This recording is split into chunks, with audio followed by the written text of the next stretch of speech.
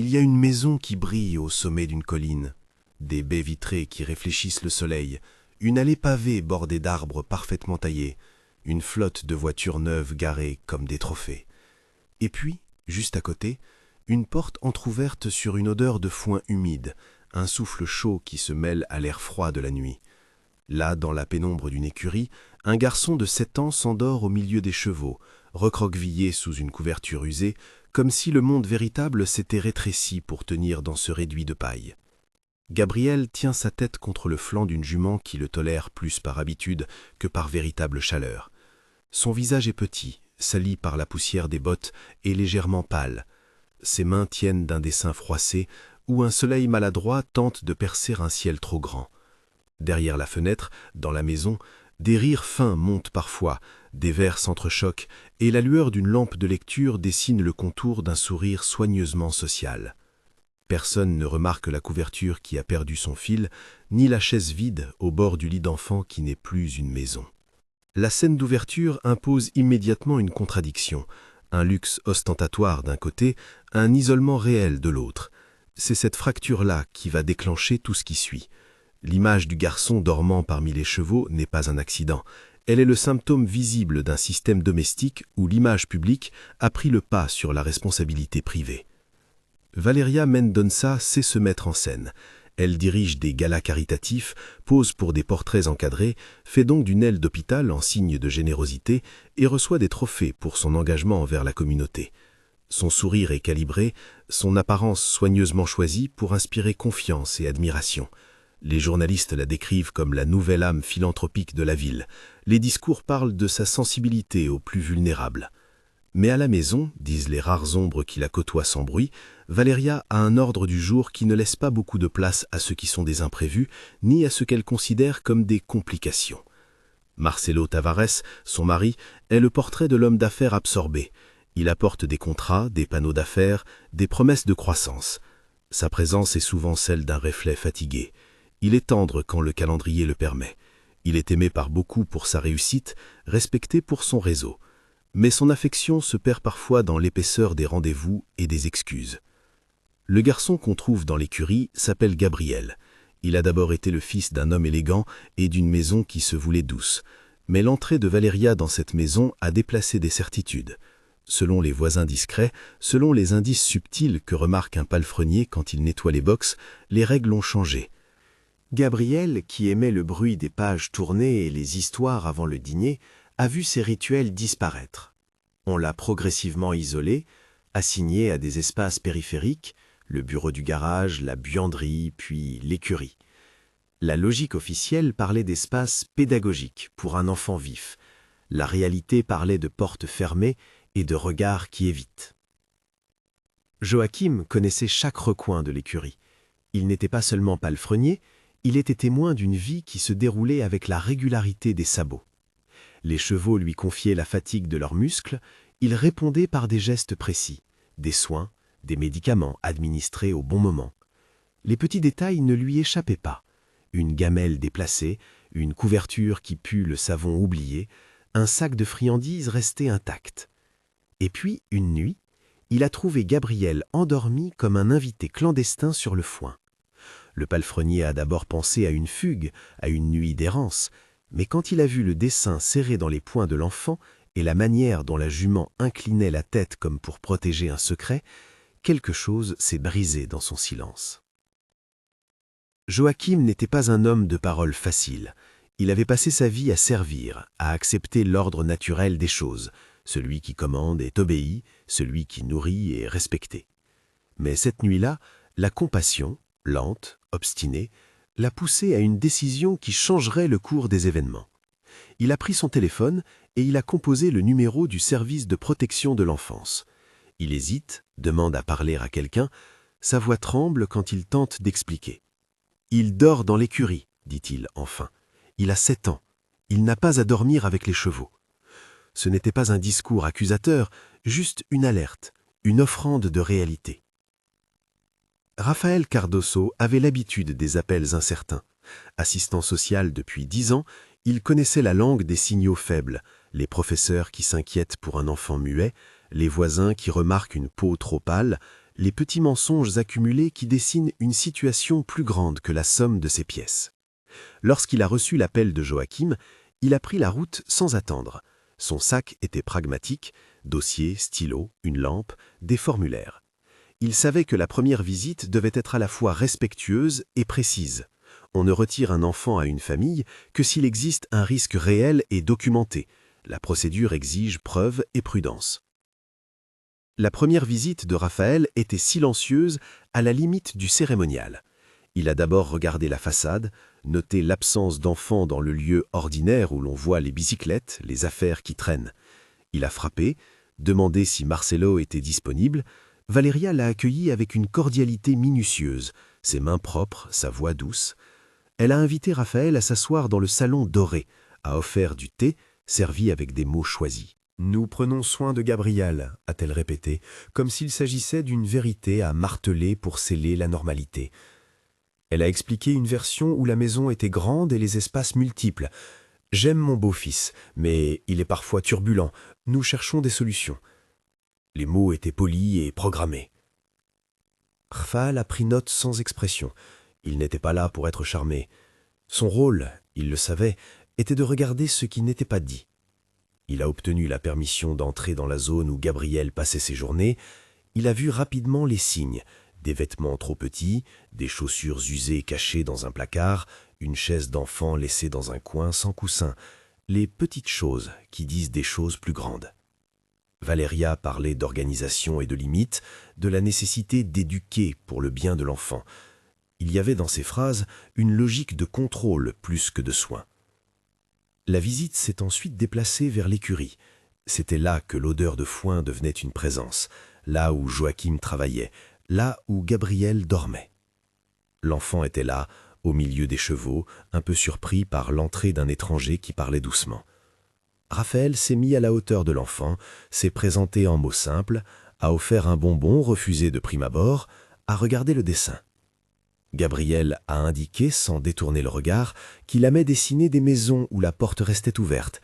« J'aime quand il y a des gens qui entrent », a-t-il dit, d'une petite voix qui ne cherchait pas la pitié. Raphaël a noté la manière exacte dont Gabriel formulait les choses. Pas d'invocation dramatique, plutôt des constats d'enfance. Conformément à la procédure, Raphaël a demandé un examen médical. Il a expliqué à Valéria et à Marcelo, qui a fini par arriver, que l'objectif n'était pas d'accuser, mais d'évaluer l'état de santé et les besoins de Gabriel. Marcelo a paru surpris, puis soulagé par l'idée d'une évaluation professionnelle. Valéria a suivi, semblant coopérative, peut-être déjà à la recherche de la meilleure façon de contrôler la narration. Elle a proposé elle-même un nom de pédiatre ami, ce que Raphaël a pris comme un détail à vérifier indépendamment. L'examen à l'hôpital a apporté des éléments concrets. Doctora Fernanda Alves est pédiatre spécialisée. Elle a regardé les courbes de croissance, évalué la nutrition et noté des signes de carence. Elle a parlé avec précaution. Pas de blessure gravement visible, mais un état de malnutrition relative pour un garçon de 7 ans, un manque d'hygiène compatible avec un environnement non adapté à un enfant, des traces de déshydratation récente. Elle a transformé ses observations en langage clair. Gabriel présentait des indices de négligence prolongée. Pas de violence obscène décrite, mais un défaut d'attention aux besoins fondamentaux. Elle a rédigé un rapport médical qui ne portait pas de jugement moral, mais qui mettait en évidence une nécessité d'intervention. À partir de ce moment, le dossier a commencé à prendre forme. Raphaël a réuni la documentation, notes de visite, rapport médical, témoignage oral de Joachim. Il a informé la direction du service de protection de l'enfance qu'il existait un risque potentiel et qu'il était nécessaire d'envisager des mesures protectrices. Ces mesures, expliqua-t-il à voix basse à Marcelo, peuvent comprendre la mise en place d'un suivi intensif, des visites parentales supervisées, voire, en cas d'urgence avérée, le placement provisoire de l'enfant dans un lieu sûr. Il s'agit de décisions très encadrées. Il n'existe pas de solution hâtive sans éléments probants. Joachim a vu dans ces démarches la transformation de sa parole en levier. Il n'était plus seulement l'homme des écuries, il était le témoin initial, et sa conscience, désormais, l'avait rendu visible. Mais son chemin n'allait pas être sans frottement. Dans les jours qui ont suivi, de petites résistances se sont manifestées. Un message anonyme glissé dans la poche de sa veste, un appel où la voix lui conseillait de ne pas se mêler de ce qui le dépassait. Les menaces n'étaient pas brutales, elles étaient des rappels polis que l'ordre du monde de la propriété n'appréciait pas qu'on le dérange. Pendant ce temps, la maison officielle de Valeria s'ajustait. Une stratégie de communication a été élaborée, le spin doctor, conseiller en images, recommandé par l'agence de relations publiques, est arrivé avec des phrases calibrées. Nous sommes ouverts, nous coopérons, il n'y a pas de problème à signaler. Toute démarche visant à ternir notre nom sera contestée. Valeria, entraînée à cette scène, a commencé à pratiquer le récit qui la placerait en victime de calomnie. Les réseaux sociaux se sont emplis de photos d'elle distribuant couverts et sourires dans un centre de maternité. Les commentaires de soutien se multipliaient comme pour fermer la boucle de l'admiration publique. Pour Raphaël, cela compliquait la tâche. Il ne suffisait pas d'établir des faits, il fallait les préserver d'une narration qui pourrait les noyer. Dès lors, il a commencé à constituer le dossier avec méthode. Des photographies prises lors de sa visite, des notes détaillées, la conservation du dessin de Gabriel, tout était consigné. Il a également fait la demande de consulter les images de vidéosurveillance de la propriété, là où elles existaient, pour établir la présence ou l'absence d'un enfant à certaines heures. Ces images, lorsque disponibles, ont une valeur probante importante parce qu'elles montrent le quotidien plutôt que les discours. C'est à ce moment-là que Maria, la cuisinière, est intervenue. Elle n'était pas une héroïne au sens médiatique, elle préparait des repas, connaissait la rotation des courses, observait les dynamiques silencieuses d'une maison où tout était réglé. Maria avait en secret enregistré quelques conversations. Pas d'aveux explicites, mais des fragments. Des voix qui font preuve d'un mépris visible pour ce qu'elles appellent l'inconvénient qu'est un enfant qui réclame de l'attention. Des décisions prises sur le ton de l'efficience et non de la tendresse. Lorsqu'on lui a assuré l'anonymat, Maria a remis une clé USB à Raphaël et à Juliana, l'avocate des intérêts de l'enfant, qui avait commencé à être contactée par le service social. Juliana Campos n'était pas une avocate de sensation. Elle travaillait depuis des années sur des dossiers familiaux où l'intérêt de l'enfant devait primer sur l'image des adultes. Sa stratégie a été immédiate. Protéger la preuve, demander des mesures d'éloignement temporaire lorsque cela était justifiable, préparer une requête pour que le juge mette en place une protection urgente si les morts-silences continuaient. Elle a expliqué, en termes simples, à Raphaël et à Joachim, comment fonctionnait la procédure. D'abord l'urgence, si l'enfant est en danger immédiat, sinon le dossier peut prendre du temps. Elle a posé la symbolique en termes clairs. La priorité est de retirer tout risque et non de blesser l'affection du parent. On ne veut pas séparer une famille si ce n'est pas nécessaire, répétait-elle. Mais on ne refermera pas les yeux sur un enfant qui souffre. La presse, quant à elle, apprend vite quand une famille influente est impliquée. C'est là que Patricia Montero entre en scène. Journaliste d'investigation, elle n'était pas attirée par le sensationnalisme, mais par la recherche de la vérité sur le terrain. Elle a commencé à tracer des connexions, dont importants signés par Valeria, dépenses fastueuses sur des comptes qui ne mentionnaient pas d'investissement dans l'entretien d'un enfant, et une série de témoignages secondaires qui pointaient vers une politique d'exclusion douce mais persistante. Patricia a su que le dossier serait dangereux. Grande fortune, silence puissant, tentative de noyage médiatique. Mais elle savait aussi que la lumière publique est parfois le meilleur moyen de protéger un enfant en forçant la main des institutions. La collecte de preuves n'était pas linéaire, il y avait des verrous à briser, cambriolage de fichiers, comptes effacés, accès aux vidéos restreints.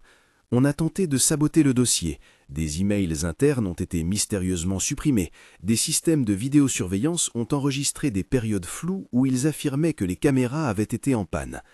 Juliana a expliqué que ce type de manipulation est malheureusement courant et que cela ne signifie pas la fin d'une enquête. Il faut recouper, demander des logs, consulter des spécialistes en informatique judiciaire. Chaque tentative de suppression est en soi un indice. Raphaël a senti le poids de cette bataille. Il ne s'agissait plus seulement d'un enfant et d'une écurie. Il s'agissait d'une confrontation entre des pratiques institutionnelles et le pouvoir de l'argent. Il n'était pas naïf au point de croire que la vérité triompherait automatiquement. Il saisissait que la ténacité et la précision seraient ses meilleures armes.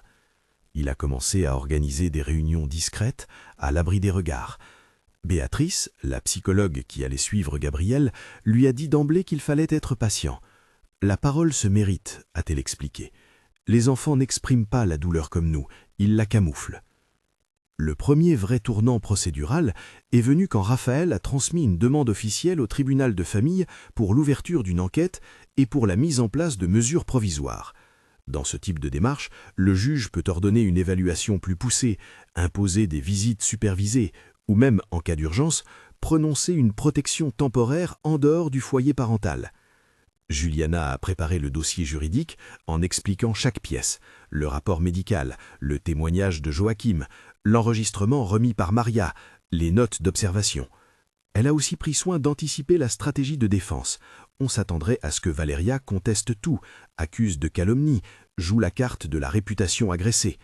C'est à ce stade que la mécanique sociale s'est activée. Valéria a fait paraître un communiqué où elle affirmait être profondément surprise et prête à coopérer avec les autorités pour démontrer la vérité. Marcelo, en privé, a parlé de confusion et de douleur. Il laissait entendre qu'il n'avait jamais voulu que la situation atteigne ce point. Les avocats de la famille ont demandé des délais, ont invoqué la préservation de l'image familiale et ont travaillé à isoler les pièces les plus compromettantes. Pour eux, il s'agissait d'un dossier à circonscrire. Pour Raphaël et son équipe, il s'agissait de protéger un garçon dont le sommeil se faisait dans la paille. La lutte des récits prenait forme. D'un côté, la version publique lisse et généreuse, de l'autre, un dossier fait de petites preuves accumulées, de dessins froissés et de témoignages humbles. Le fossé entre les deux devenait la scène d'un affrontement silencieux qui n'avait pas encore atteint le tribunal. Les nuits suivantes, Gabriel continuait d'exister entre ces deux mondes sans en comprendre les enjeux. Il dessinait, encore et encore, des maisons avec des portes ouvertes, des chevaux avec des sourires et des ciels où un soleil finit toujours par percer malgré les nuages. Ces dessins trouveraient leur place plus tard dans le dossier, non pas comme des preuves médicales, mais comme des traces d'une enfance qui cherche à se raconter. Le dossier avançait donc, lentement mais sûrement. Raphaël avait demandé la conservation des vidéos de surveillance et une copie des logs informatiques. S'il y avait eu tentative de suppression, il fallait le démontrer. Juliana a sollicité une expertise informatique, tandis que Patricia, la journaliste, commençait à recueillir des éléments qui allaient pouvoir alimenter une enquête publique si la machine judiciaire traînait trop. Maria était déjà un témoin prêt à parler et Joachim, malgré les pressions, persistait à coopérer. Mais la puissance financière a des ressources insoupçonnées. Des messages discrètement menaçants sont parvenus à plusieurs acteurs du dossier.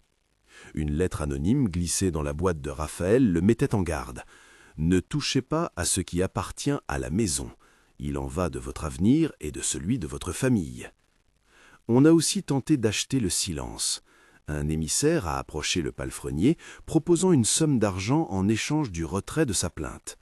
Joachim a déchiré l'offre. L'argent n'est pas tout.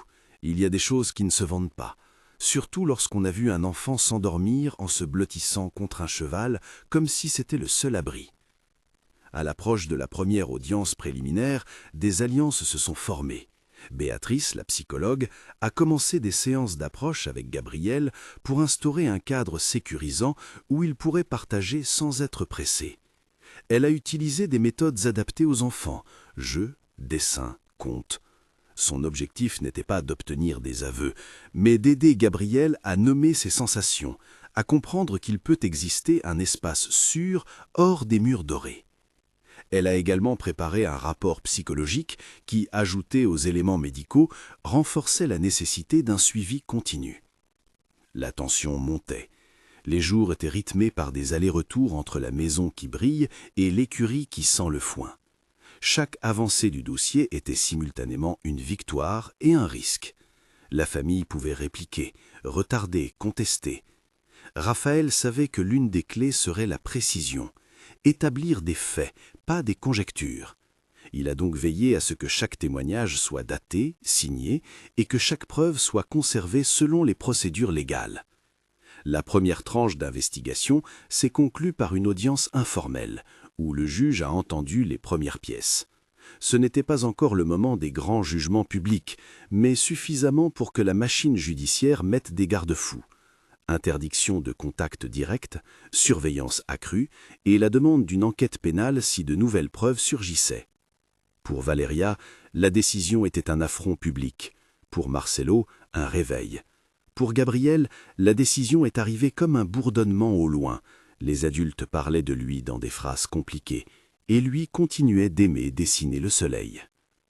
Alors que l'on croyait pouvoir souffler, une nouveauté est apparue. Un extrait d'audio, transmis anonymement à Juliana, semblait contenir des propos qui ne laissaient que peu de doute quant à la volonté de contrôler et d'éloigner l'enfant. L'enregistrement n'était pas explicite sur des gestes, mais sur une logique, une phrase où l'on discutait de simplifier la situation pour l'avenir. C'était suffisant, légalement parlant, pour renforcer une démarche d'enquête. La parole elle-même devenait un indice. Juliana s'est empressée de faire authentifier l'enregistrement par un expert qui a confirmé sa teneur. La pièce manquante restait la séquence vidéo complète. Certaines caméras avaient été bricolées, d'autres montraient des trous temporels. L'ordre de conservation des preuves était clair. Il fallait sauvegarder tout ce qui pouvait l'être et demander une expertise technique. C'était une course contre le temps, mais aussi contre la volonté de ceux qui voudraient faire disparaître les traces.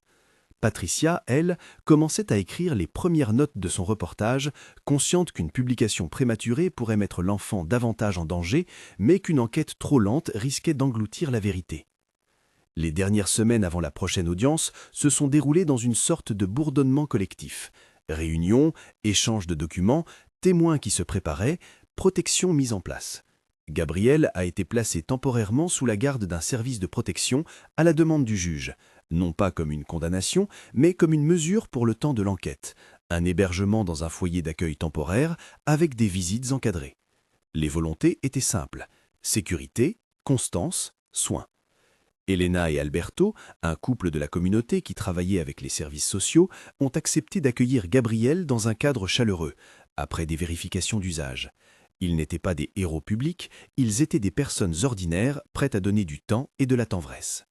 Raphaël a accompagné Gabriel à ce nouveau lieu.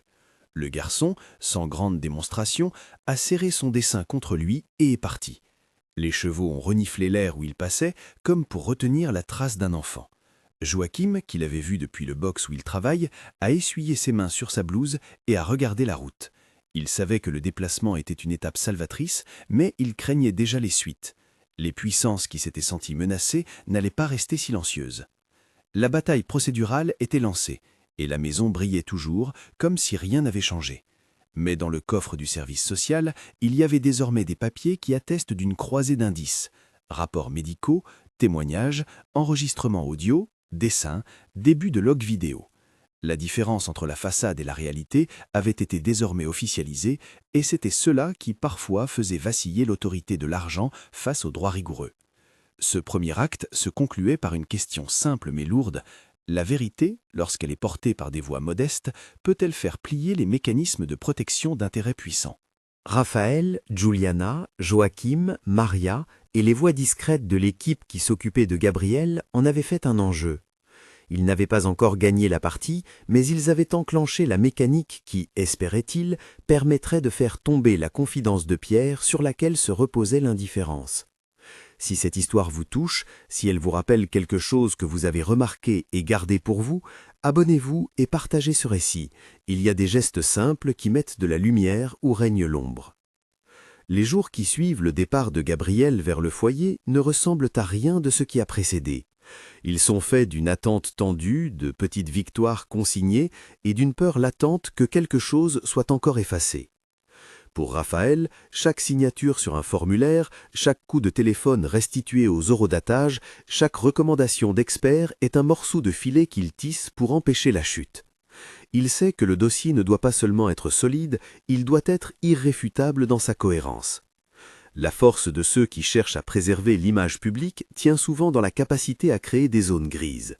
La tâche de ses alliés est de transformer ces zones en faits visibles.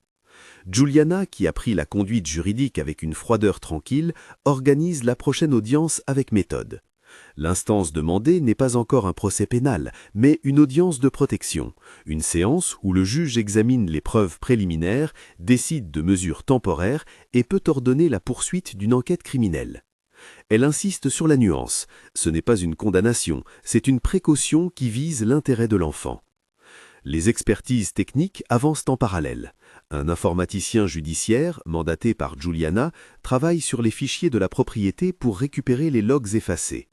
Il examine les enregistrements de caméras, étudie les métadonnées, retrouve des segments disparus dans des fichiers partiellement corrompus. Chaque micro-anomalie est une pièce, un trou dans l'enregistrement à une heure précise, une modification de fichier heureusement consignée dans un journal système.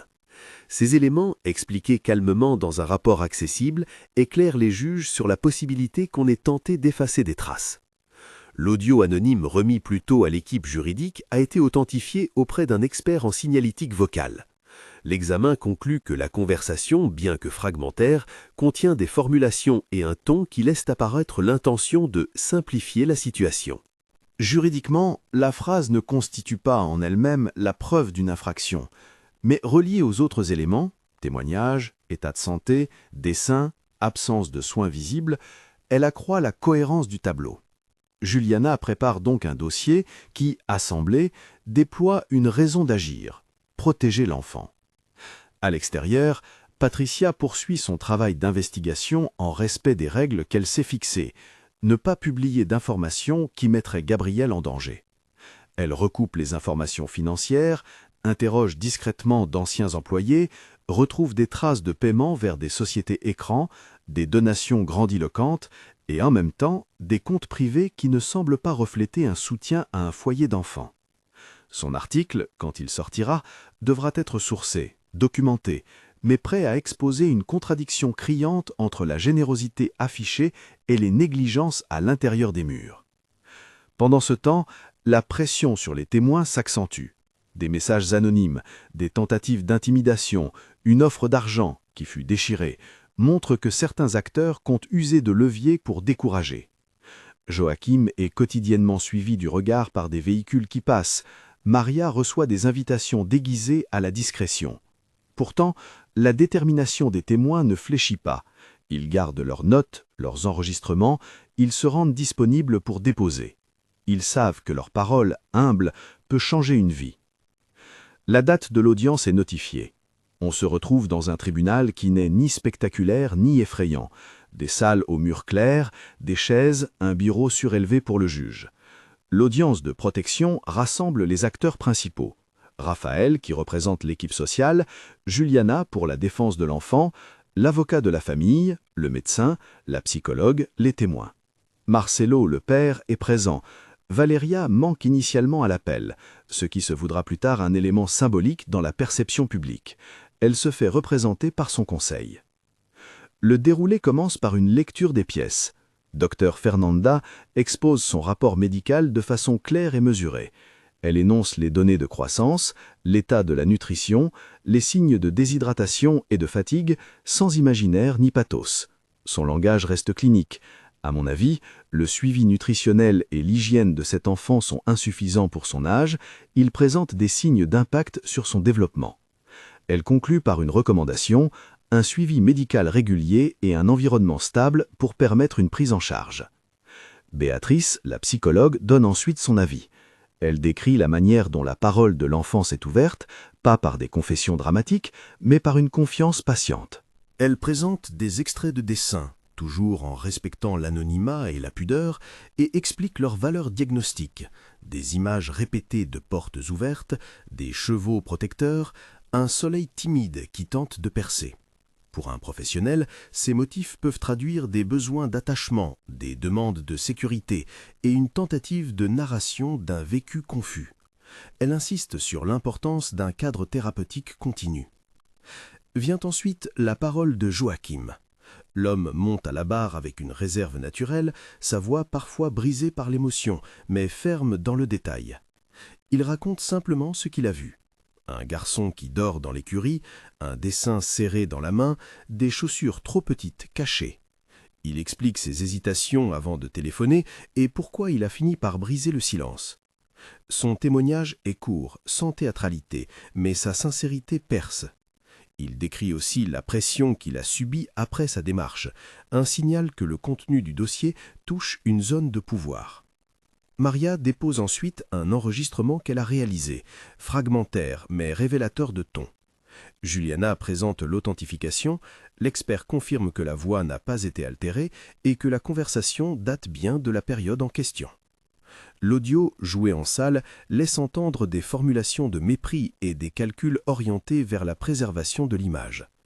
L'avocat de la famille, tentant de limiter l'impact, s'efforce de montrer qu'il s'agit de phrases sorties de leur contexte, d'une discussion banale sur la logistique familiale. Mais dans le montage d'ensemble, la tonalité de ces échanges devient gênante. L'équipe de défense dispute certains éléments procéduraux. Ils insistent sur l'absence de preuves d'actes violents, sur le caractère insuffisant d'une simple négligence administrative pour ordonner la séparation parentale. Ils cherchent aussi à remettre en question la méthode d'obtention des preuves. L'enregistrement n'aurait pas été obtenu avec le consentement du propriétaire. Les logs informatiques seraient sujets à interprétation. Juliana anticipe ces attaques et démontre la légalité des démarches.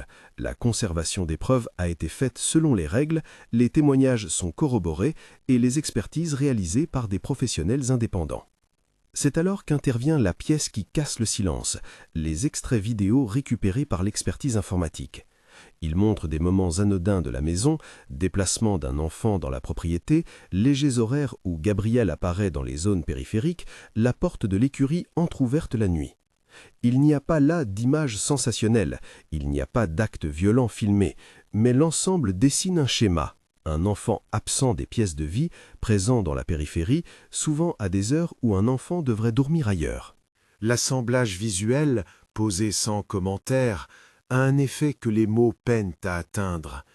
Il replace la logique de négligence dans l'espace.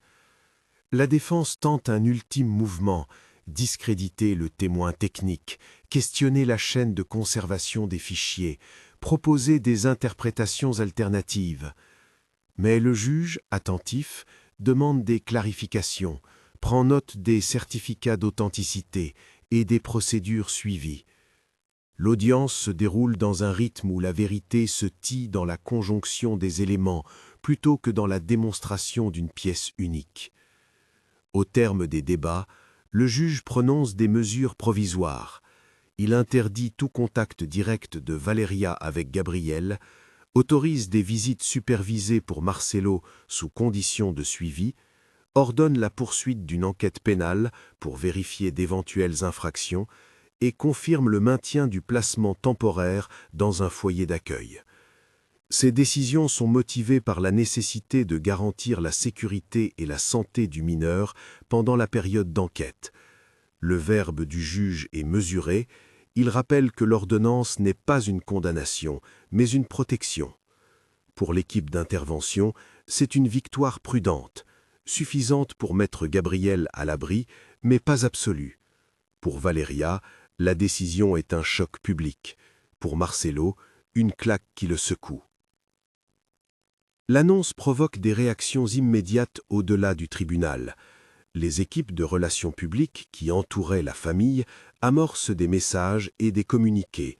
Regrets, volonté de coopérer, appel à la présomption d'innocence. Mais Patricia, qui a observé les procédures de près, publie un long reportage documenté, où elle relie l'enquête à des pratiques discutables. Comment l'image philanthropique peut devenir une barrière à l'intervention lorsque la vulnérabilité se présente à l'intérieur d'un foyer riche. Son texte, sourcé et mesuré, déclenche une onde. Sponsors se retirent de certaines actions caritatives. Invitations à des cérémonies cessent d'arriver. La notoriété se fissure. Valeria ne disparaît pas du tout public, mais sa prise de parole devient plus rare, plus mesurée. Sur les réseaux, les débats se déchaînent entre ceux qui demandent des sanctions immédiates et ceux qui plaident pour la prudence judiciaire. Les médias de grande audience respectent la confidentialité de l'enfant, mais la sphère publique a changé. La maison qui brillait se fissure sous une lumière critique. Pendant ce temps, la vie de Gabriel se déroule dans un espace plus calme. Elena et Alberto, le couple d'accueil, tissent un quotidien où la régularité est un soin. Les repas à heure fixe, les histoires lues au soir, un lit avec une couverture propre, un rendez-vous médical organisé. Béatrice poursuit les séances. Au départ, Gabriel reste dans le silence de ceux qui ont appris à se protéger par le retrait. Puis, peu à peu, il s'ouvre sur des petites choses. La façon dont un cheval l'a réchauffé une nuit, la sensation du foin sous les doigts, la peur qu'on le plaçât loin de ceux qu'il aimait. La psychologue traduit, sans dramatiser, ce qui peut être reformulé en mots simples et adaptés à un enfant. Les visites du père se font sous supervision. Marcelo vient avec un mélange de gêne et d'urgence.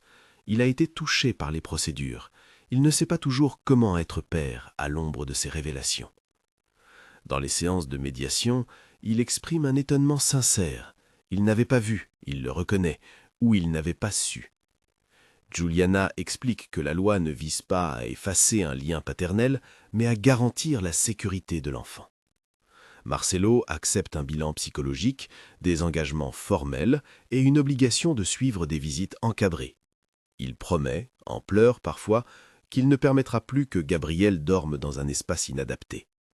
Ces paroles, devant témoins et devant le juge, pèsent. Elles sont des engagements publics qui devront être tenus. La procédure pénale annoncée s'ouvre comme une promesse d'investigation. Les policiers spécialisés réalisent des enquêtes complémentaires, auditionnent des employés, vérifient les flux financiers mentionnés par Patricia. Ils examinent si des infractions ont été commises, omission de soins, mise en danger, et s'ils peuvent être rapprochés de l'intention manifestée dans des conversations ou des actes. Cette partie reste technique et prudente.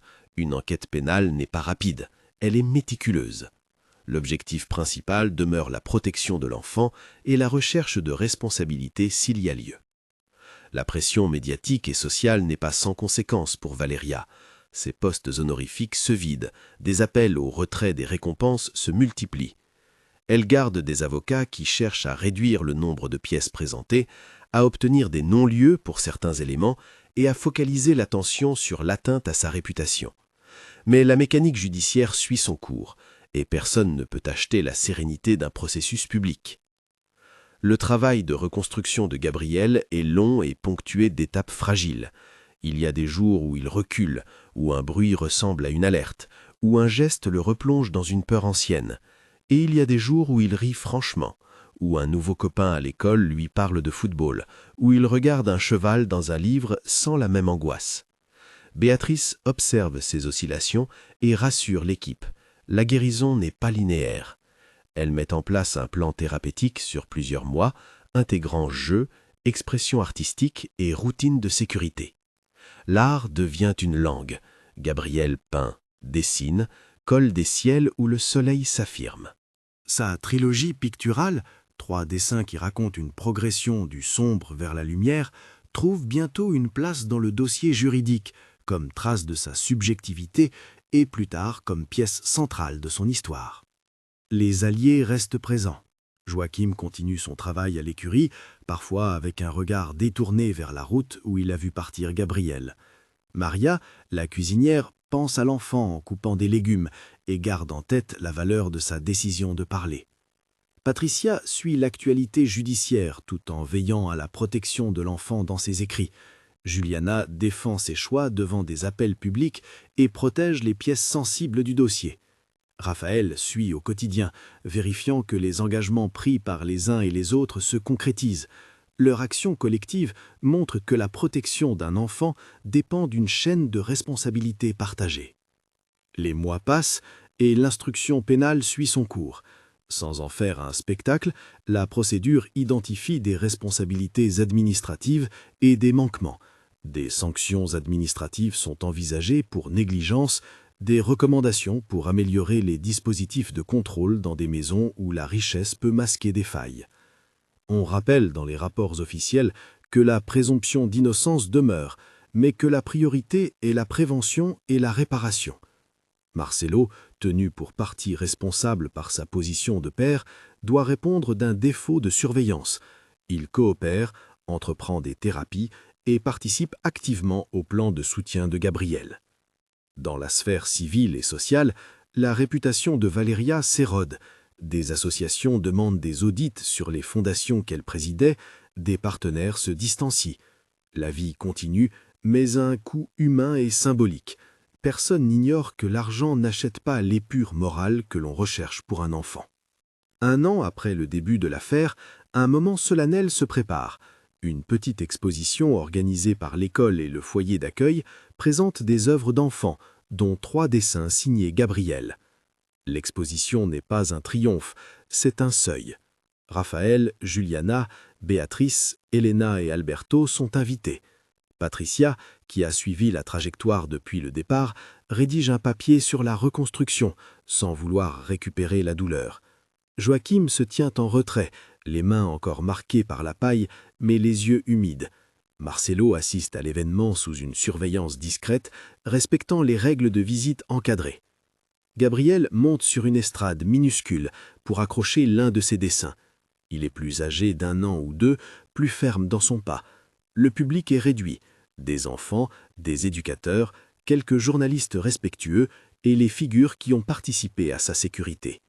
Il indique son dessin à voix basse, il explique que c'est une maison avec une porte ouverte et un soleil qui revient tous les jours. Sa voix n'est ni triomphante ni plaintive. Elle est celle d'un enfant qui nomme une vérité devenue possible. Les applaudissements sont timides, sincères. Pour ceux qui ont assisté à la bataille, c'est une clôture douce d'une étape. Pour Gabriel, c'est une scène où il choisit de montrer ce qu'il a construit. L'exposition est filmée et accompagnée d'un court texte pédagogique. Comment écouter un enfant, comment signaler une suspicion ou trouver de l'aide. Patricia, dans son article, insiste sur l'importance des témoins modestes, des professionnels tenaces et des procédures qui existent pour protéger. Elle rappelle aussi les limites. La justice n'est pas une machine instantanée et la guérison est longue. Son reportage contribue à déplacer la conversation publique de la stigmatisation vers la responsabilité collective. Les conséquences pour les protagonistes se dessinent dans la durée. Valeria se trouve exclue des cercles qui lui donnaient prestige. Elle doit affronter des enquêtes administratives et un examen public de ses pratiques. Marcelo essaie de construire un rôle de père responsable, non pour réparer le passé, mais pour soutenir l'avenir. Joachim reprend sa routine, mais avec la conscience d'avoir agi. Il s'autorise parfois de regarder un dessin accroché chez Elena. Maria continue de cuisiner, plus tranquille, sachant que sa parole a compté. Pour Gabriel, la route est encore longue. Il est suivi par Béatrice, qui adapte les séances aux besoins changeants. Il bénéficie d'un suivi médical régulier. Il a des cours, des jeux et surtout la possibilité de dire ce dont il a besoin. Elena et Alberto lui offrent une constance, un petit déjeuner à heure fixe, des questions sur ses journées, des rituels qui ne le surprennent pas. Au fil du temps, il commence à parler de choses banales, un match de foot, un nouveau livre, la prochaine sortie à la ferme. Ces petites choses sont des victoires discrètes. Les institutions impliquées tirent aussi des leçons. Le service de protection de l'enfance organise des réunions internes pour revoir les protocoles, meilleure formation des équipes, système de conservation des preuves, collaboration plus fluide avec les forces de l'ordre. Les médecins et psychologues impliqués partagent leurs rapports en réseau pour améliorer les pratiques. La société civile récupère l'histoire pour sensibiliser, sans sensationnalisme, sur l'importance de signaler. Les dernières pages de cette histoire ne sont pas une fin radicale, elles sont la confirmation d'une réalité plus simple, qu'il existe des gestes, modestes et déterminants, capables de changer le cours d'une vie. La nuit où Joachim a appelé, la décision d'un homme de rendre visible ce qui était caché a déclenché un enchaînement de responsabilités qui ont protégé un enfant. La lune au-dessus de la maison a continué de briller, mais désormais, il y a une porte ouverte.